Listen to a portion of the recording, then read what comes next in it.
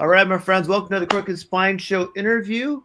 Today, we've learned how to be healthy and happy through our life through the rules of boxing. We all want a shortcut in improving our mental and physical health. Coaching from the right person can help you. Jolie Glassman is my pick. Jolie has life experiences, credentials, and business experience from running a boxing gym for over 25 years and her own coaching to personal coaching. Besides her one-on-one coaching, Jolie has put her knowledge in this book, Life According to the Rules of Boxing, 101 Rules to Being the Champion of Your Own Life.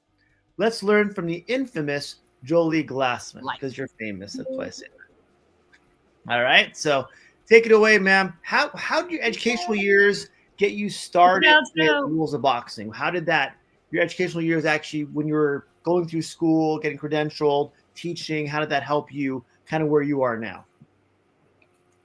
Just amazing, right? I love the line, God doesn't call the qualified, he qualifies the called. And when you're in service and you don't really get it till you're midlife, where you're like, wow, it all really works out, right? If I only knew at 20 that everything was going to work out even better than I imagined, because you'd be like, wow, maybe I would have dreamed bigger. So I was a school teacher in prisons and jails and lockdowns. I didn't even know boxing or like boxing or know to like it. I thought it was just fighting if you asked me. But I had a master's in behavior and I loved the inner city kids. I did a 2-year scholarship program. It was for our children in urban settings, and it was in the early 90s. So it was before the meds were popular and they were just coming out. And so I was fully trained in all that urban setting and detention centers and lockdowns and jails. And I taught in all of that and loved it. I was like, wow, this is my niche. This is where I'm good. I think we all tend to love where we get attention that we're good, right? Sharpen your best tools. Don't work on your weaknesses. I started to see that I hated the education system I needed to disrupt. Anyway, that doesn't answer for boxing. So I would let the kids fight. I would say, oh, you want to fight? One-on-one. No one jump in, because my kids were crazy. Like, rip each other's hair out, beat each other, like no mercy. And I was like, whoa, it's crazy. Like, how do you stop this? And I had reverse discrimination. I was the only white girl in an all black school. So they'd always be like, who's this little white girl or whatever? And the kids love me because I'd let them fight one-on-one. No one jump in. And I would say, listen, I'm going to facilitate it. You just have to let me know in advance. And it's only going to be one-on-one. No one's going to jump in. And nobody fought anymore. It was like, it was the secret sauce that I put it in right away. And you'd be like, how does this white girl get these kids in order? So everyone thought I was giving them candy. I was spoiling them. I'm like 16 years old. They don't need the candy. So I was, number one, I'm nice. I listen and I let them do it. It's just, we got to have rules. Like, we got to have confinement. I got to know about it. No one's going to jump in.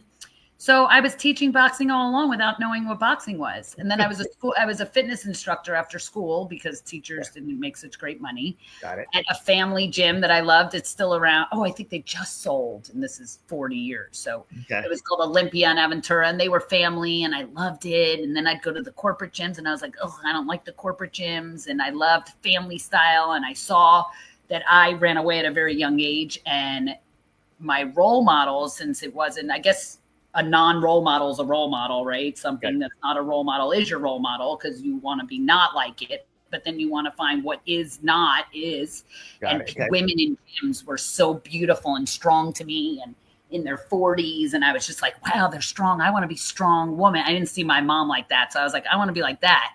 And I love to facilitate and foster spaces where people can have that role model energy around them, where it's like, I want to be strong. Strong is like, I always chase strong. Strong is where it was at. So then fast forward, I met my ex-husband. I was a school teacher and I was bartending on the weekends, and he was going to do an English pub, a bowling alley, or a boxing gym. And I just heard gym because I'm in fitness, and I taught aerobics, and I taught spinning with the Zumba. His name is Beto. Okay. I mean, Beto now. Is it Beto now? Yeah. The Latin dance instructor for the Zumba. And he was like a Spanish Latin dance instructor, and the girls loved him. So it was like so long ago back then. And then I was like, oh, gym. Okay, I'm in fitness. I went to this gym, family style. It'll be great. It was a boxing gym. I didn't know boxing. And then I was like, whoa, wait a second. This is what I've been doing. This is what I do. but I had to go through it. I had to learn to fight. I was like a little white girl that was like, if I didn't own the gym, I wasn't staying. I was like, there's no way I'm going to keep getting punched in the face. It is not fun. And there went my life, right? So 28 years I have in there of creating kids program. I have a kids charity. I've done, I've read books. Everybody, Muhammad Ali did birthdays in my gym. His ex-wife is like my mom. She sleeps at my house. For her profile picture on social media is me. And I just been around greats, which is nothing different than being around someone regular at the same time, right? We're always you're around people that you admire, and you become almost like that. The rule of 6 degrees of separation, where you're going to be like them, or you're going to want to leave them, or they're going to want to leave you. So something has to kind of connect. Well, a hero is only like, they only just didn't give up, right? It's like the same as you. They're all just like regular people. I watched the Mickey Ward Arturo Gatti fight in a little tiny Holiday Inn room, 2 of their 3 of the trilogy, with like a little room. So it was just us, of Marvin Hagler, George Foreman, Angelo was in there. He was like my dad, Bo Spinks. And they were just, and for me, boxing wasn't such a big deal at the beginning. I was like, I was the boxer. I was the one teaching it. So I was like, I get these kids in order. To me, they were like fighters, until I really got the grit of what it takes to be a champion, and how humble they were, and how they are regular people, because they go through the ringer and back to like how we started our conversation of being authentic. And you said, isn't it funny that we all go all around, we come back to us. And that's really like what they are. It was like watching lions hang out in the den. It wasn't like they don't do anything. They're just normal people, you know? Well, Tyson's not. I'll have to say Tyson is a specimen that if he was in the room would have felt very different. Okay. Even knowing that Hagler and Foreman and Tyson has a whole other different energy than any of them. How?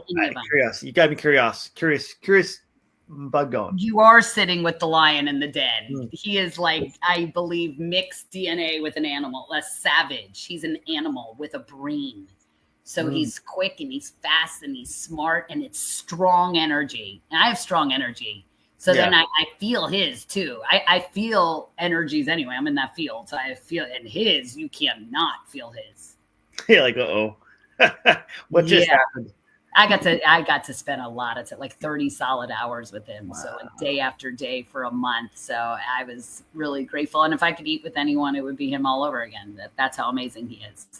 Why do you, I want to say that famous people or successful people in boxing gravitate toward you, along with actors too? Obviously, Matt Damon, a couple other people too. Why did they gravitate to us? Yeah, why gravitate toward you? Is that South Beach?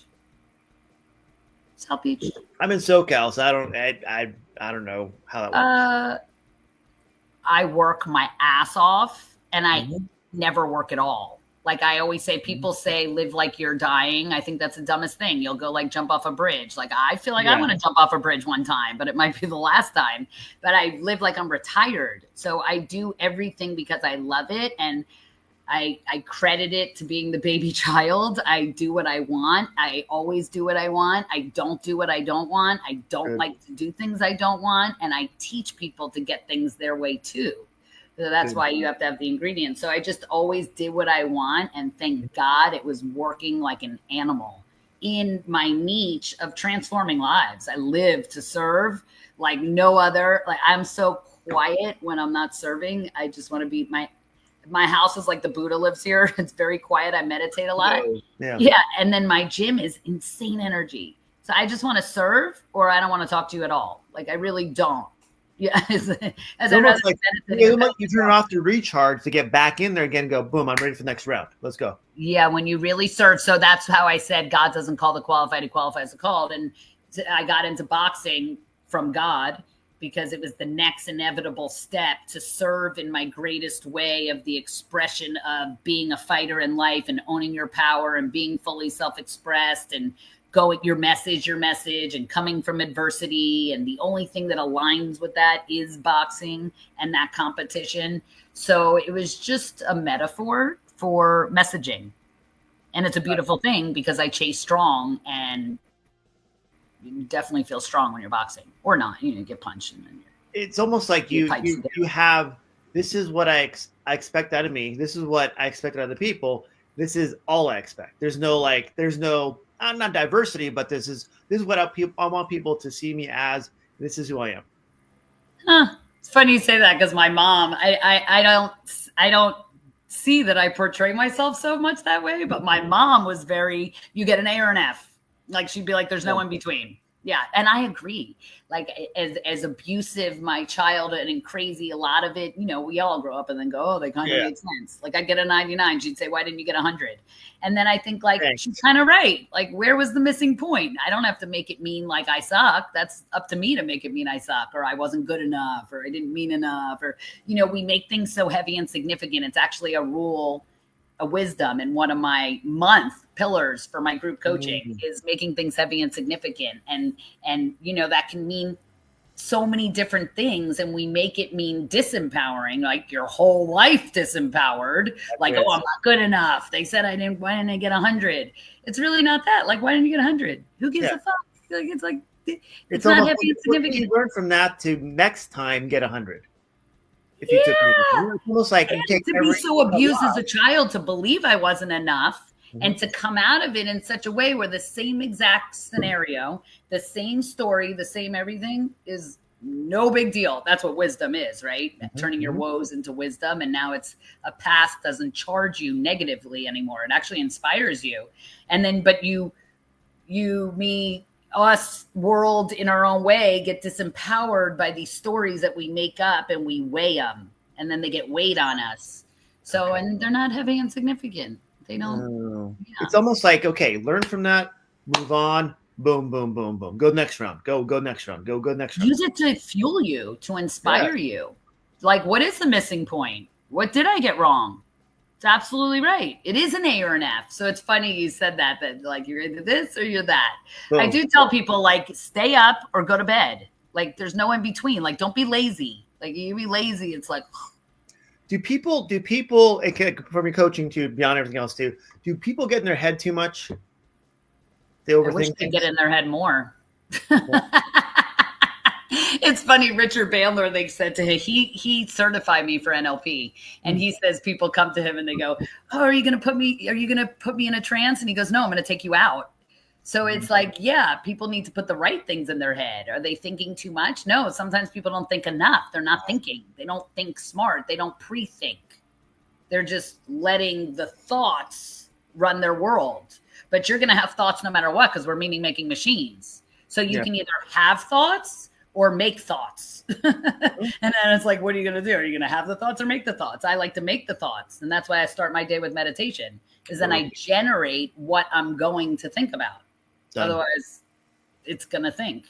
And what I was saying, some people, they think too much and never do anything to actually make what they want. That's what I'm saying, because they're not creating thoughts. They're just making thoughts. They're not creating those thinking. So they're not doing anything about it, because they're just the thoughts that are made by this meaning-making machine. They weren't well thought out and pre-thought words chosen wisely. Right. So I did Landmark very deep when I got divorced. And explain to my audience what Landmark, I know it is, but explain to my audience what Landmark is. Landmark is, it's called the Landmark Forum. It used to be the S training back in the day when our parents were in personal self-improvement. And it's a training and development program to produce results in your life that's amazing, and that people get confronted, right? So there's a large population that calls it, oh, it's a cult, you get led, why, it's whatever, how they run their business. Ultimately, it's an amazing methodology that people really get their lives out of. It's 3 days, and then, they have other courses. So, but I really got the value of integrity out of it, which your word is everything, and you get concepts to such a deep core. Like, I could tell you, oh, if I can nail the problem of the world in a nutshell, it's words, actually, because it's like, oh, you have stress, right? And it's like a world around stress. And, oh, you got to do breath work. And then they think like, I am breathing. And then there's a world around breath work. You can spend your life around that. So people are disempowered by thinking they got it and they don't have it. And then there's a world around it. So Landmark, I really got my word is everything. And then when I got married, right, I had no business getting married. I didn't see that wasn't role models. I was looking at girls in the gym as being fit. I didn't have what a family unit looked like and how it looks to work something out. And I always read to my clients the Shel Silverstein book. Oh, almost every client, I end up busting that book out first. Not a regular, but it's a trigger where I'm like, they need this. Is the Big O meets the missing piece. You ever heard of it? Yeah, yep. I've heard of it, but yeah.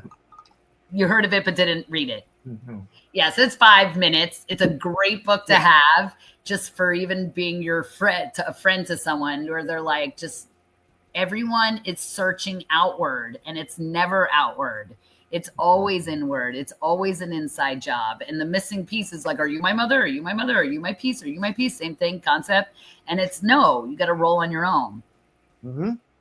It's almost finding that internal, I guess, message for yourself to keep yourself going. And you say, get in the habits of meditation every morning. Boom, start ready to get my mindset ready. Then boom, hit the day. Training yourself like a dog, being Pavlov to yourself. Mm-hmm. Nothing wrong with that. Nothing wrong with that. It takes the word out of it to where, should I read today? Should I go to the gym today? What should I do? No. It just go. Should all over you.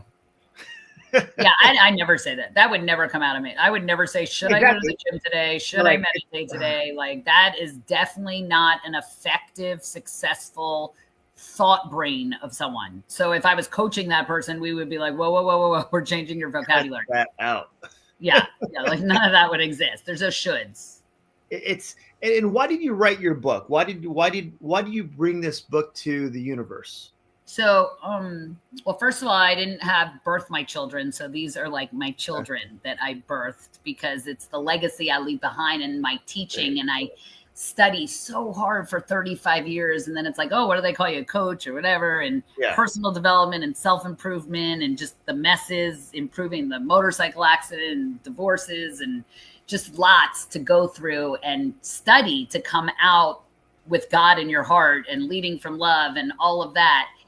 I wrote the books. It was a journey of writing books. I was an English teacher. So it was a journey of, I'm going to write a book. This is the book. I wrote a different book first, but it was, people were like, how do you own a boxing gym? So I wrote like my story.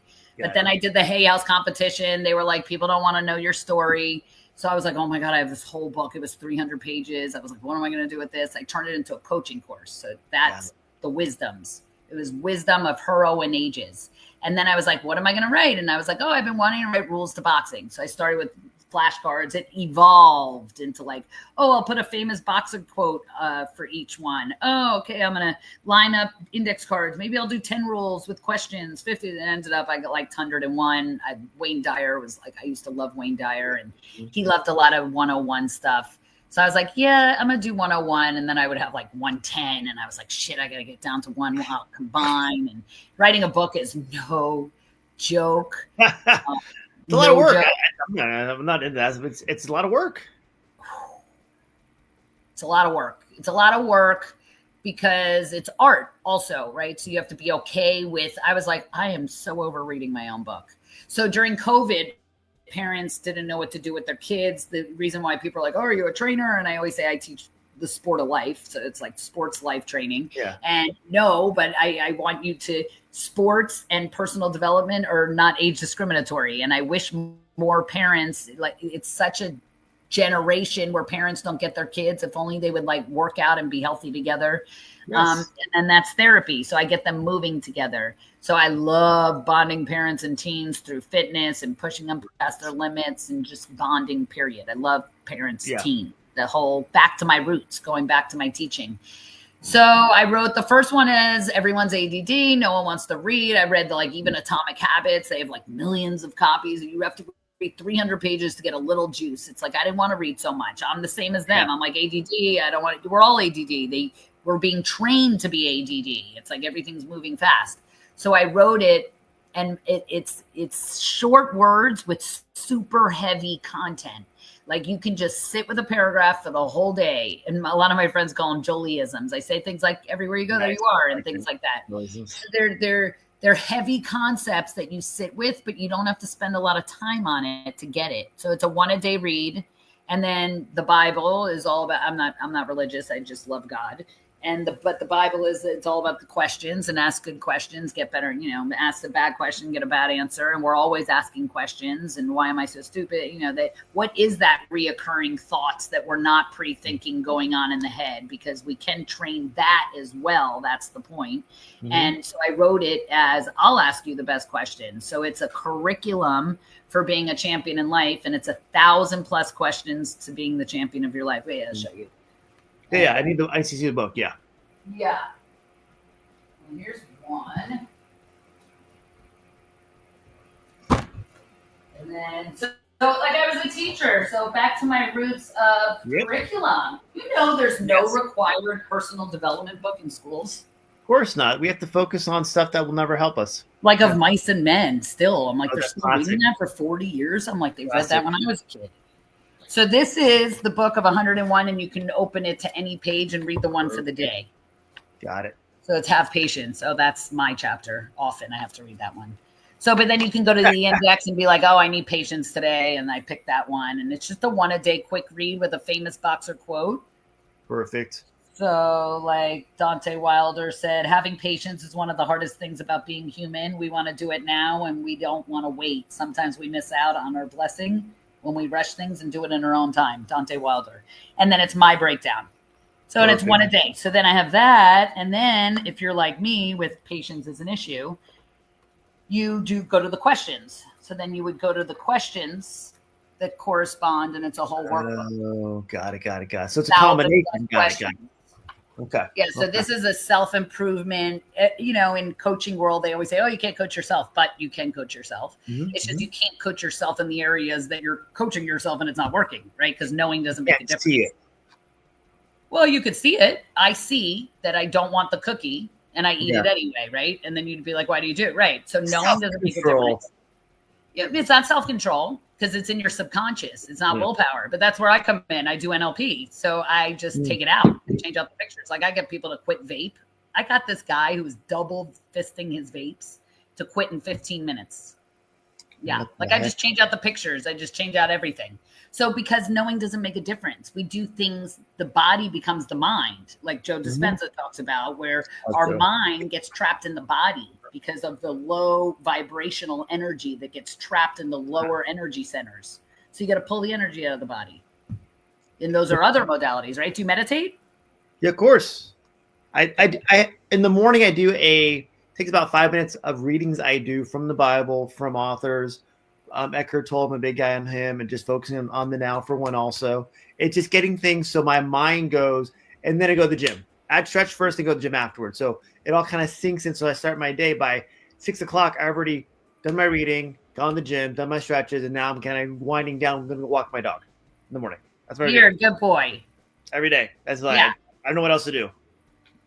Even on weekends. At weekends, I get up a little later, but I still do the same routine. Why not? Go to the gym. That's it. You can solve everything just by going to the gym. 100%. You get epiphanies that way, I think. Maybe it's my own personal. Well, endorphins, you got to get the body moving, the lymphatic system, everything. Everything feels better after the gym. The blood flow is just kicking at that point. For sure. I don't do pre-workout. I do a coffee in the morning. Coffee, boom, good. I don't do any pre-workout stuff. I just coffee. That's all I need. Good. And do you have children? Yeah, it's 4 as far as I know. 4? Yeah. You have a lot of kids. My daughter and 2 stepkids. So I have 20, but they're all older though. I have 22, 22, 26, 31. You have a 31-year-old? Yep. That's my stepson. Some of my wife's previous marriage. Oh. Yeah. And then the other one is 26? 26 stepson and 22 stepdaughter. Then my daughter's 22. Nice. And that's it. Cool. But now it's like, okay, my puppy is my baby, and that's about it. Oh, yeah. Mine too. Mine I take everywhere I go. Perfect. Yeah. Well, your wife's a trooper. I don't know. I always say I love working with moms so much too, because it's one of those things you never know what you're getting into. And of course they do it anyway. And you're hard on a lasso. It's a lot. Women that have babies are so strong like Tourette's, like they have to like switch over, not Tourette's, but like shut up. You would just almost want to be like, it's how they like handle that and then take on the world at the same time and have their menstrual cycle. It's like already they have to like, how do you have a bad day and be a mom? And and us guys, we can't multitask. That's our weakness. Women can do 10 things at one time. I answer at my office, I answer the phone and I try to adjust someone. I come back and my staff say, what they say? I'm like, I have no idea. I just won't answer the phone anymore. You can multitask. You'd be surprised if you were in the kitchen. It's just while you're serving patients, you probably can't multitask. It's like while I'm grocery shopping, I can't do other things either because I got to read the label. It requires all of me. So you can multitask. It's just women are able to deal with that heart. They have such a strong heart, like it's on a lasso. Like they worry the baby, I came from you. They have to toggle back and forth between like, I don't own you, but they want to feel like they own you. And then they have to be a normal wife and a mom. It's a lot of tug of war with trying to be normal with your emotions as a mom. No. Yeah. I believe, unless some moms are superstar where they're just like, yep, they do that. You could cry. It's all like cranial for them. Just a matter of fact, not me. I'd be like, oh my God. I'd be in jail. It would be terrible. I don't know what I'm doing. I'm not suitable for it. I fight so hard for other people's children. Oh, okay. I'm such a fighter. Yeah. It's crazy. Are you kidding? If I sent my kids to these schools, I'd be crazy. Getting to a couple of your chapters of your book too. What is the chapter? It's chapter 1. Always chase the perfect punch. So that's fed from my like never enough, right? It's true. It is never enough. You never. The word mastery, I think, is a fallacy, and it goes for like maybe tying your shoes because you can master tying your shoes. There's nothing you master. Past tense. It's always chasing because there's more to uncover, and that's the beauty of mastery. And also, especially, you're in crooked spine is not linear. So it's such a problem for mental well-being while you're healing to know that, what do you mean it's not linear? I did this, it should equal this, but it doesn't. It's one step forward, 2 steps back. It's some days aren't different control groups. Maybe you ate a cherry and it threw off your, it's like the littlest thing you don't even know about. So chasing the perfect punch, you're always chasing. You never arrive. And I believe life is about letting go and surrender. And the more you can work on mastering that concept, the easier you'll glide into home base of you're done here. So, right, we're all on a descent, and how we descend is everyone's choice in the matter. And you can descend so gracefully. I always say I want my life to be in such a way where I surrender at death. And it's so anti-human, right? Because we have human survival. But to just let go, because what are you going to do? Not let go? Yeah. But surrender in such a way where it's the next inevitable. So I write in my book, God is like a rose petal thrower in a wedding, and he puts a rose petal down when you're ready to step up. So a lot of times when I'm anxious about something, I remind myself, like, Jolie, why would you have it now anyway? It's not the time. The time hasn't arrived. So it's being patient to allow things to unfold and unravel as is in time is. Ever read Marcus Aurelius's book, Meditations? Who? Marcus Aurelius. Oh, the show. Yeah, well, the Roman Empire builder. He's conquered all the Eastern world for one, too. He talks about it in the preface of his book is Stoicism as part of that. And part of it is really, we're all going to go sometime. But how do you want to go? And do you want to go out like some people do, where you've done as much as you can, you've built your habits, you've done everything you can, and go out on a happy note versus regrets? Well, everyone says that's the worst thing in the end, right? The regrets. Yeah. But knowing it's always going to end, we're all going to end sometime. But have you done enough to realize I've done what I want to do? Some people have to live some pretty shitty regrets, right? Like you could think like, I don't have regrets, but some people have they had that extra drink and killed someone driving, or some people have to live that lesson really poorly. So I don't like to say I don't have regrets. I never like to be high and mighty. I just like to be Ho'oponopono. I'm just I'm sorry. I love you. Please forgive me. Thank you. Because we all have our journey to do. And you got to have grace on your own and on everyone else's, because we get some forks in the road. We're all humans, right? We're all on this planet for a reason, and we need some people are at different levels of life, and that's all it comes down to. And Yeah, appreciate all of them. I think I appreciate all of it because it teaches me sometimes. Personally, if a patient comes in like, I know everything, I'm going to be perfect, I'm invincible. I'm like, well, good for you. I you have probably people that come in and know everything. Yeah, they come in and go, I want this adjustment, I want this done. I know I have this problem over here. Oh, I had them going like, you have no idea what you're talking about. I go, you know what? Let's work with that. Let's start where you are now with your naivety, whatever it is, being naive. That will build you to a more knowledgeable world in the future. that they have like conscious competence, unconscious competence, the levels of competence. Yeah. All that. Yeah. It's almost well, like, you know what's funny? The more I learn, and I know everyone says it anyway, but it's really I experience, the less I know, especially in the health and wellness industry. It's like I vomit on. I shove it down my throat. I listen so much, and my whole life, and it's like no one agrees. It's like no one agrees on broccoli, onions, garlic, meat, phthalates, oxalates, coffee. I can name like 20 million things that nobody agrees on. So it's like eggs. Now I think everybody's agreeing on eggs. That's finally there. I think there's a consensus there.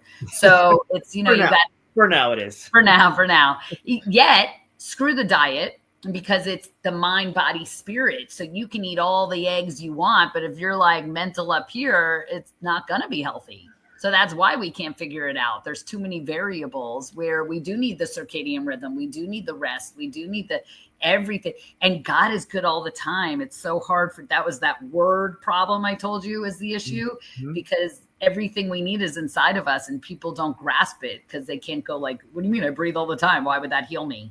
And they don't have the patience. I did. Me in the mirror didn't. It took a motorcycle accident and it's taking my whole life to even where I teach rest revolution, because I keep wanting to learn it more. So the more I can teach it, the more I can learn it, because it's my field. So I'll stand with the spear ahead of it.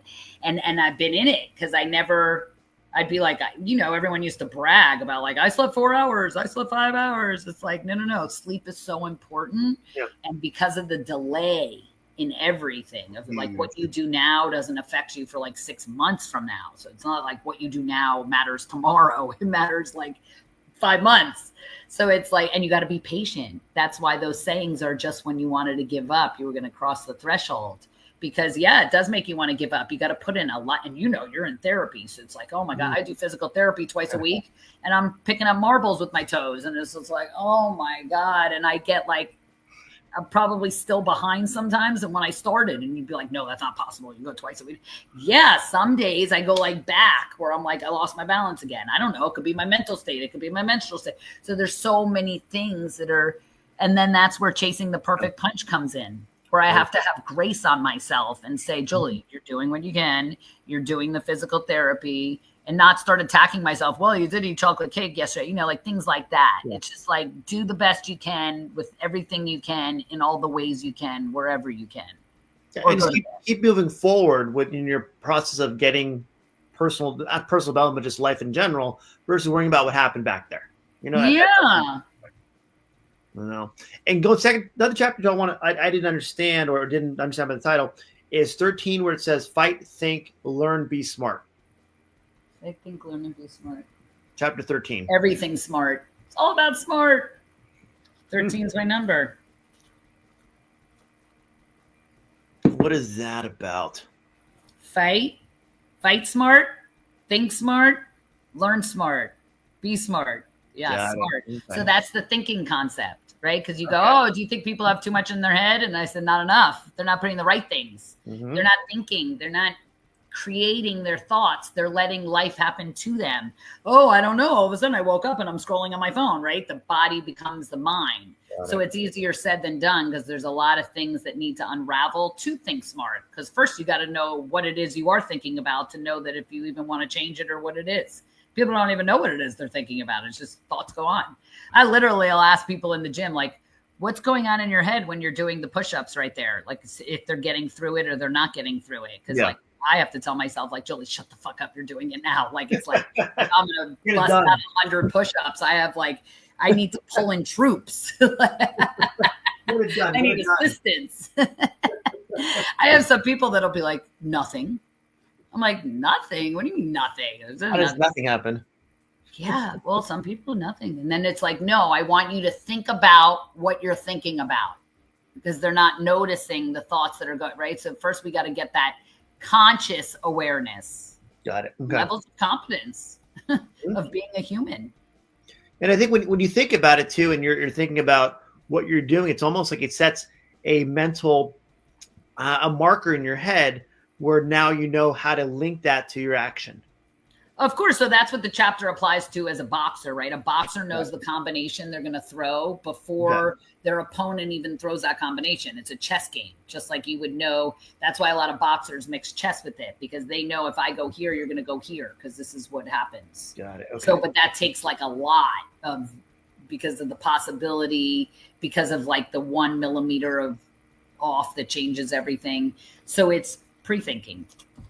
But it's almost, when you do that long enough, is that to where now it becomes from the conscious competence to the unconscious competence, where now it becomes more your reaction, because now that's, you know, what's going to happen next. Well, and then you have routines that serve you, that you don't just let life think of you. You think of life. Like when I wake up in the morning, I could be like, our natural thoughts, because we think how we feel. So if we don't feel good, and if we feel tired when we wake up, we're going to have not good thoughts. Like, oh, I don't want to go to work. I need a coffee. Yeah. It's all going to be like, but if all of a sudden you finish the gym, you're like, yeah, life is great. It's strong. Da, da, da. So we think how we feel. So it's like, you might as well. So that's, I never used to know. My motorcycle accident gave me all these gifts that I wish I didn't have. I don't want to get that way, but I got the gifts. Yeah, I mean, out of the accident, because I wanted to heal with no meds and no surgery. So there was so much to do in the doing and the learning and the mastering of chasing mastery and breath work, and then generating. And I didn't even believe in God till my accident, till I started meditating and really connecting to my heart and regulating my nervous system and generating. When I used to think I'm so cranial, so when I did gratitude practice, I was one of the ones that are like, I try and I can't do it. Just like people say with meditation, because I would be like, okay, I'm thankful for my pinky, I'm thankful for my hand. Everything was thought. And I didn't get until I got into my heart and to a feeling, and what it took to generate a feeling. And then thoughts come from the feeling, that the feeling came first. It is then my whole life got, now I'm the boss. I'm the boss of all the thoughts. Yeah, I'm the boss of this. It's you got into yourself to understand how everything works. It's what? You got into yourself internally versus just a superficial, I'm going to meditate because I have to meditate, not because I actually want to get something out of it. So that's like the chapter you said, and then that's our whole conversation of like, oh, do you think people's minds are too full? And then I said, not full enough of the right stuff. And then what is think smart and learn smart and be smart? And then, yes, it's like, now I know how to think smart and and then I won't spiral. And that's where you can coach yourself. Because when I'm in a gym and I'm in my Pilates, where I'm not as strong as like a boxer, and then I'm like, comparison stealing my joy, right? And then I can go back and forth and let comparison give me joy, and then be like, oh, you're a badass. And then I don't want that either, right? So then I'm like, I don't even want to look over there. I just want to be with me. Right. So it's in the training of you're training yourself. So now the time to get off it, I don't go like, oh, she has really great hair and I wish I had her there. I don't sit there on her anymore. Like we like compare. I just like look and then go, I'm not over there. It's more like I click right back now. So you train yourself. It gets to not just empower yourself. Yes. Yeah. Because we all disempower ourselves. Perfect. So how do you train yourself to empower yourself? I know when you're done working out, we empower ourselves because we feel good. But how do we generate feeling good to empower ourselves, so the feeling of not feeling great doesn't create the thoughts of not great? To switch it. It's almost like we know, because we've done the work. How do you train someone to get to that point? Oh, so it's a lot, right? It's life. And I start with morning routines and night routines. That's the biggest pillars that I teach, because when you can learn how to serve you, you can start getting confident. And then when you can get confident, you can get strong, and you'll start honoring yourself. And then all of those feelings will start multiplying like ripples. Perfect. But it comes from the honoring of you, and creating routines that serve you, treating yourself like someone you love. and not letting anything get in the way. Like I do intermittent fasting. I don't know if it's good or bad or whatever it is, but I do it for like 10 years. And it's like, no is the answer. So it's like, no one's getting in. And then people are like, you don't go out to dinner. You don't. No, I don't eat at night. I just don't. It's not a problem. I'm not going to cause trouble for you. I don't even talk. You're not anorexic. You're not dysmorphia, whatever it is called. Yeah. Yeah. And I love no, because when you have like, sometimes on Saturdays I do it. And then on Fridays it ends up infiltrating and then you never stick to it. So mine's like, no, no is the answer. I tell my patients, for example, like that too. It's almost like I ask them, which days should you stretch? They go, well, sometimes stretch Monday, sometimes Tuesday, Thursday. I say stretch days that end with Y. Exactly. Which days end with Y? Every day. Yeah. Well, because they can habit stack, like you just say, like, is there ever a time you're watching TV, or is there ever a time that, you know, in the morning you're waiting for your coffee, or there's something you're doing, like habit stack, put it together. Good. Or if you're waiting online and you know you're waiting online somewhere, I always do balance. When I'm in line somewhere, I stand on one leg. When I'm brushing my teeth, I stand on one leg. I switch my hand for my toothbrush. You know, it's being on. It's immersion. It's immersion with your life. Like being on it, because that's what you do. Just like I said, live like you're retired. I work all the time, but I never work at all, because my life is my work. And then every time I have a new interest, I implement it into my work life. You enjoy it. You enjoy what you do. I only do what I love. Like now I want, like, I'm looking for like 25 acres. Or 30 acres where I could do like experience type of places you can rent, and then it'll be events that are common to like health and wellness and just different in the animals and the farming. And then I can have, I want my gym outside there. I can have everything I want on the same space. It's always just creating your life the way you want. We get what we tolerate. And another one too I want to go over with you is, a lot of people say this, no one, chapter 24, no one is coming to save you. God. So, right, especially as a girl, because girls always want someone to save them. And we have the fairy tale. Disney World screwed it up, and we teach little girls that they're a princess, and we are princesses, but men are kings too. And men that act like kings are kings, and women that act like princesses are princesses. But what kind do you want to be? And do you want to be a working princess, or do you want to be like, what are you? And for me, you know, every girl, especially when I was a kid and I had such a terrible childhood, I always wanted someone to take me away. Like I never wanted to go home. I never wanted to be in my home. And you always want someone to come save you. Like, please, someone adopt me. Yeah. Please, someone take me home. It was probably more of a bratty thing because I could have ended up in a worse house. But I always wanted to be saved. And then through divorce and through, you know, life, and then you really realize you're born alone, you die alone, and you're never alone. So the only one that's saving you is you and God. And when you develop that relationship that you are God, it's within you and all around you, and you can resonate and align and link up to that. And no one's coming to save you but that. It's you. So that's my book, right? The whole book is you are the hero of your own life. You're it, which is funny because I wrote it before I even really, I wrote meditation in there. I wrote this after. Never mind, I wrote it after I meditated. But I did really start to grasp that you are source. Like I always wanted to pray, and I do want to pray more. And I say I want to do it. And then you'd say, well, why don't you do it? And then I'd had accountability partners. It's not so authentic yet. I do pray like my Ho'oponopono every time. Like today, anytime I hear something, I'm always like, oh my God, I'm sorry. I love you. Please forget. I like send them prayers. So I'm always praying for others. But I thought I confused meditation, silence, prayer, rest, all of those things together. I got confused if I was doing one or the other when I was in the learning phases, which is experiential, right? You can give someone a book to swim, but until they swim, they got to do it. So praying is for someone to source. You pray to source. When I learned meditation and I did, Joe Dispenza was my teacher. He was the one that got me to do it every day of my life. So I'm so grateful for, of course I had to do all his immersion 3 times over. I became a Healy for him. So I did the Healy work, the remote healings, but it was the only way I adopted doing every single day, meditating.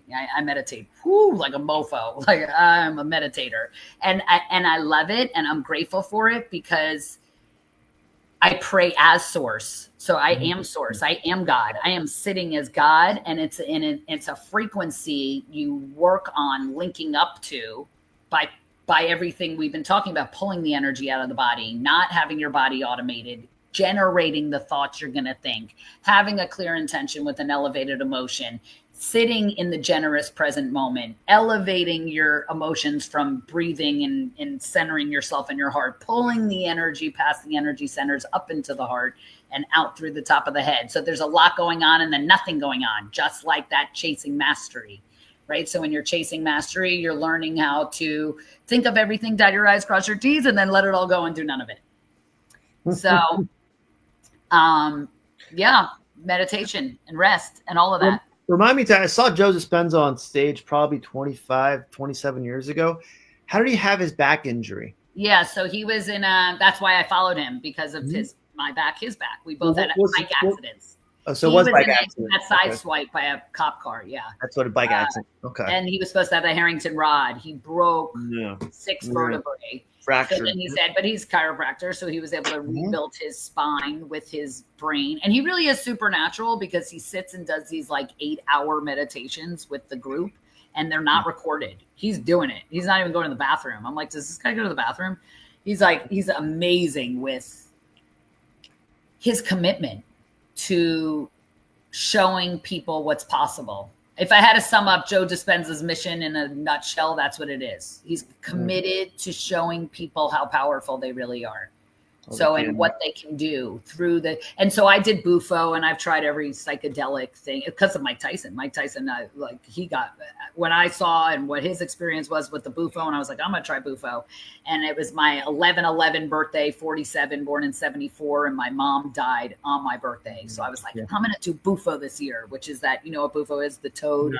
They smoke it. It's the psychedelic, and you drop DMT in your brain. So I did it. Cool, whatever. It was psychedelic. Yeah. Everyone said like Mike Tyson, he like found God, left God, almost died. It was like Tony Robbins. Tony Robbins was convinced that he could teach on death because he did it, but you can't because you're not dead. But so I did it. And my discovery was that meditation is way better, right? It's always better the longer route, unfortunately, not when driving. It's almost like people don't realize it to get where you want to get will take years. Yeah, you have to pay the dues. You can do the Bufo and get there quick, because I did get there short period of time, but I paid the price for a week after. It drained my serotonin, it drained my melatonin. I was drained. Yeah. So I paid the price. Where meditation, when you can get one of those mystical experiences and have your heart explode because you can't have the energy going through your body, you get the benefits for a week. You feel like God entered your soul through like some portal that like blasted off. It's crazy. Energizes you. Like it gives Have you ever had that? Have you ever had a mystical experience in a meditation where your like heart literally exploded? No. It's not in a meditation, by the way. Oh, so that's what I was telling you, the difference between silence. People think the juice is in silence. It's not in silence. It's as a result of sitting in the silence. It's when you're like walking to your car, you get this revelation, but it's because you sat in silence. You did the work to get there. Yeah, so it's the same thing as the mystical experience. I mean, maybe you can have it during meditation. I've seen people do it, but mine was, I just like sat on the couch after meditation. And my heart exploded. Like I couldn't even handle the energy that was going through my body. And it was because of my meditation. It's almost a way to, like you're saying, to get into a state to where now you know how you can control your life because you've done the work and you've done the pre-work to make sure you're ready for the day, the week, the month, the year, your lifetime. Yeah, like Jim Rohn says, work harder on yourself than you do on your job and life becomes easier. And it does become easier, but I don't want to act all high and mighty. Like I got to figure it out because God can pipe me down in a quick second. And like so I have nothing figured out. And I always said I want to transform lives on the greatest scale possible. But now I say with grace and ease, because it's like, I'm just in the learner seat too. I just am an avid learner and I like to do what I love. So if I can teach what I'm learning and be a little bit ahead of the curve, then I can live a retired life, which I love. And is that the chapter? It's chapter 89, I guess, from my notes too. Inspire others to be great, serve. So service is the right service. I'm so lucky that I naturally serve. It's what makes me click. It's what fills my soul. So, but to teach someone to do that is like, right, you make kids like, oh, you got to do community service. And they're like, oh, I fed the homeless. And maybe that doesn't inspire them. And then what does inspire you? Yeah. So it's doing service as an extension of who you are. So like you with chiropractic, it's like, do you have a passion for a group of people maybe that couldn't afford it, or once a week you go to the schools, or you train these interns underneath you, and something that's an extension of who you are that has you serve and that serves a greater purpose. And then it motivates you and it creates the gamut of the wheel of Tony being balanced. And I've interned in my office. I've had Crooked Spine Show podcast now since 2016, I think. It's almost getting the word out there more. I've done well enough I'm going to do. It's almost like, how do you pay it forward the next person to make their learning curve maybe a little bit shorter, because you've already done the hurdles, you've done the low points, you've done the mistakes. Make their life a little bit easier by telling what they can do to skip for up and coming chiropractors, interns. I have interns that want to be in the healthcare field, that just want to live a good, healthy life. They're from high school, college, even beyond too. They come and volunteer and become sometimes by staff, sometimes not. But I want to get them a chance to learn what it's like to be a bedside manner, hopefully a good one based on my experience, and get that fear over them versus being out, learn that to keep them motivated to learn their trade, what they want to do. Isn't that great? Doesn't that feed your soul? No. Best thing exactly. So, I mean, I'm a coach, so that's what I do for people. Yes, so people say to me like, hey, I want to learn meditation. Well, one of my clients the other day, actually, she was telling me she needs it. She needs meditation. But I was like, listen, we're going to work on fun this week because you haven't had any. And so it's like, there's only so much you can master. And if you're like Mr. Meditated, then I'm not going to have you master meditation, even though I do recommend it for the world. But some people are smooth and calm and collected and don't need to spend an hour every day on it. And all of that. I give my energy to the world. So it was the best gift I can give myself, is that space for me to sit in my own source of my own, generating my own greatness for the day. How am I going to make you feel great if I don't feel great? So, but I just lost my thought on who I was dealing with. Oh, my client, of having more fun. Exactly. Yeah. It's what's missing, the presence that would make a difference, to have it all be balanced. I don't believe balance is bullshit. It's like chasing mastery. It's something we're always chasing, but if you didn't have it, you'd fall apart. So a lot of these coaches say balance is bullshit, and I'm like, don't hire them as your coach. Like, that's a retarded line. And not retarded, sorry, I hate that word. I know. I had to correct some, like, no, we don't use the word anymore. Sorry. It's just, I know. I always say it's terrible. I don't mean that word. But it's almost like it almost doesn't go for humans, though. So it's almost like is your coaching going to help someone improve what they need that day, that week, that their life right now? Because everyone's life is different. Because their balance is this: it's going back and forth all day long, all week long. You may get thrown a curve here. How do I correct that curve? And that's what homeostasis is, right? For your body. It's being able to go in fight or flight, but also recover in the parasympathetic. And that's the problem with the world right now. We're living by the hormones of stress. So they're not recovering. They're not in balance. They're imbalanced. And I think I did talk with a guy that he does heart rate variability through his book, Pulse Secure. It's all understanding that you can measure that. But understanding what's throwing off your balance right now. Getting understanding, okay, what is it? Did I not sleep enough? Did I eat poorly? Did I exercise enough? Did I exercise too much? Or need more recovery time? Where am I right now in my life to where? And as you do that more and more, as you had mentioned, then the balance becomes easier to maintain, because you've done the right things to get yourself, that you've learned through habits how to keep it there too. How to stay in balance. And again, you get thrown off all the time. That's life. But how do you get back into it by getting your routines down? What works for you? Well, like Joe Dispenza would say the same thing, because people say to him, oh, do you never get angry? He's like, yeah, all the time. But it's like, how long am I going to stay there? Yeah. So, and then that's for me too. I don't stay at all. I just say, oh, okay. And almost hurts you more than it hurts them, who you're being angry with or to, or if it's Verizon because my bill's too high again every month. At that point, yeah, it is. But how do I get back to my feeling balanced again? Because I know that's not going to help me long-term or short-term. Well, right. Everywhere you go, there you are. That's another one of my rules. Nobody's over there. So it's like, get rid of Verizon. Don't hate the player, hate the game. It's like, nobody's over there. I loathe them. Yeah. anything and we talked a lot about stuff. Talk about your coaching too. I want to hear about your coaching. Why did you want to become a coach? Why do you coach? Well, I teach. So I'm a teacher and Okay. I live to inspire and serve and transform lives. And Mm-hmm.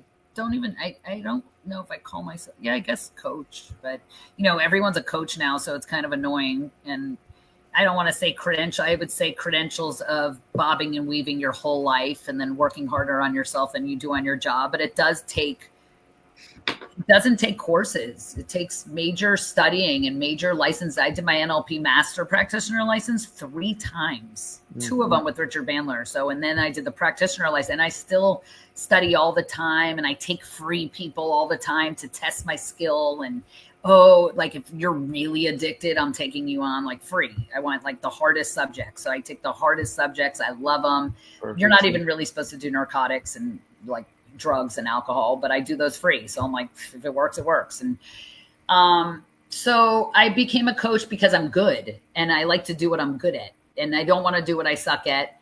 And I love people loving on me. So that feeling of like I delivered good stuff and then you're so grateful back because that feeling of gratitude, it's just confirmation I'm in the right spot. Good. So I've been coaching, teaching, educating, leading, inspiring since I ran away. I mean, since I'm 16, I was like the kid that was running away and then like making sure I did my school and finished my school. I was like the straight A student that messed up in school. That's how I teach kids. Like, have your fun, do what you want, but know that like one choice will send you to the moon. It's like, know what's on the table here. Yeah. You could have that drink and drive and be stupid. And now all of a sudden you're like, I did have that. I had a girl killed a rollerblader at 18 and she was in jail. She was supposed to go to Harvard. So it's like, and that's your journey. The key is that the self-improvement. So my niche of where I'm starting now is this teen group coaching is what I'm trying to form now, starting for this school year, is because every kid, it's such a demand. And I don't feel like a lot of people are filling the niche to coach teens that need community. They don't need the one-on-one, go to your therapist. They're all on meds. So I teach education over medication. I'm a product of that ever since I haven't taken a Tylenol, nothing. 30 years, I don't take nothing. And I like to teach that. I like to teach routines that serve you in confidence and communication and owning your own power. And so many people don't know how to communicate effectively and get what they want. And they look at it like, oh, you're intimidating. And I always say, I'm not intimidating, you're intimidated. Like how to own your own power and be fully self-expressed and come from a place of love and be strong with it. Be strong, spearhead your life, like lead it like a champion. So I do it because I love it. And then I see the results and I see people transformed exponentially where I'm like, I did that. Like the people I coach, it's like they get results so fast. I just love the results they get. It's a beautiful thing. I just want to give my life to them. When you become an expert, it's almost like you have the knowledge, you have the experience, you have what you need to really now pay it forward to the next person to make the life better, their situation better, their rest of their life better too. You're able. That's what you said you're doing now, right? That's our age group now, because now we've done it all. Yes. Now we got to pay it back. That's it. Why not? Why not? It's almost like how much can you have versus how much can you give, and what fills your heart more, giving or taking? 100%, right? It's all like the gift of living is in the giving. But, a lot of times people, like my student the other day, used ChatGPT for his girlfriend situation. And it was great. They gave him great advice. Like, it was like, pick the one you that doesn't really like you as much, but that you like. It was funny the way ChatGPT worded it. But they're missing community. So I can tell you what to do all you want. But if you don't have that community and connection and know how to get connected, I can tell you how to ask a girl out. If you haven't experienced mingling and interacting and using your words and engaging with you being you, where everywhere you go, there you are, and not being scared of that, that's what's needed. ChatGPT isn't going to give that to them. They're going to be like the robots. ChatGPT said to ask you out. You're the one to ask out. They don't know how to communicate. And then they're doing this on their phone. Yeah. As we have all been trained for it too. It's almost, you're like you said, that's a niche to where most kids that I see don't have that communication skill to be social without being overly afraid. Oh my God, they have no confidence because they just scrolled on social media and everyone's better than them. So yeah, exactly. They don't know how to not be afraid, which is No. be confident. Yeah. Be comfortable in their own skin. Mm-hmm. Mm-hmm. Yeah. So that's a big missing. Good. And that's, like I said, you're giving a community somewhere to learn how to do that because it's never taught to them. Kids need someone to talk to that's not their parent and that's not a peer. Yeah. So, and that they could be in a group that's a safe space to talk amongst each other and share, because transformation happens in the sharing. And when kids go to school, they're like, quiet, put your books away, close your books. It's like, I wasn't that teacher. I like to hear what the kids are saying because I want to hear what's going on in their life and what they're talking about and what they're interested in, and just even their lingo and their glossary, and be like, what? I want to be in their story. I want to hear it. So give them a safe place to share. Huge. Huge. Yeah. Anything I missed that you wanted to bring up for the show today? No? Anything you want to ask me that you missed? No. I have my list, and I went through most of my list, and you filled in the list with your life story and sharing your expertise, but also, like you said, with grace, where but you don't know everything. Yeah, I think between what we both do, it's just good to let listeners know that the whole language versus phonics concept, and they have to do it all. There's no one fix, like even down to diet. Like you can't just diet. You have to do it all. You have to learn how to do your diet. You have to learn how to do, like, we didn't come with a manual, and self-care for us being that we're in such a chemical toxin filled world.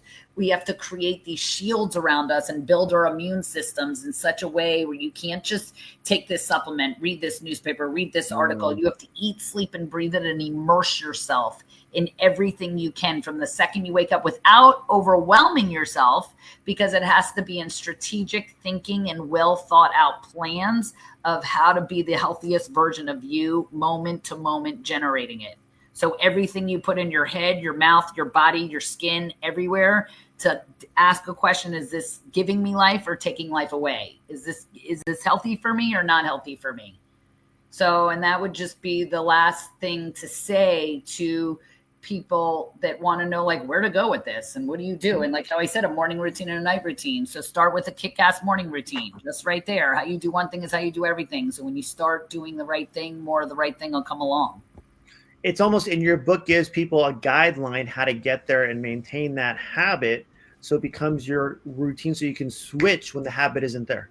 Well, I wrote it so they could read one a day in the morning, exactly, to motivate them. That's the point. So just read one a day while you have your tea or whatever you have, and have routines that serve you. Not so many people wake up and they have coffee right away, and it's just not the way to wake up. I understand it's their way to wake up, but you can train a dog. So of course you could train yourself. Yes. So you train yourself to do things that serve you. Coffee in the first 2 hours? No, don't do it. And that's a perfect takeaway. I like that takeaway at the end. I have in the show notes way to connect with you on your website, how to get your book on Amazon for 1, 2. I'm how to connect you on social media, YouTube, Instagram, where I saw you, and also Facebook too. Awesome. Yeah. All right. Anything else? I love it. I'll share it. Just tag me whatever and I'll share it. I look forward to it. If you're ever in Miami Beach, come do boxing. It's crazy. Different part of the world. I was born in California. You were? What part? LA. What part of LA? Cedar Sinai, Beverly Hills. All right. I saw the book. I'm the product of an old rich man. I wrote it in my book. An old rich man that marries a young hot woman. My dad was Judy Garland's producer. Producer, right? Yep. Mm-hmm. Yeah. Different world. Thanks for watching, my friends. Hold on 1 second, Jolie. We can get this show done. I'll see you guys on the other side. Thank you.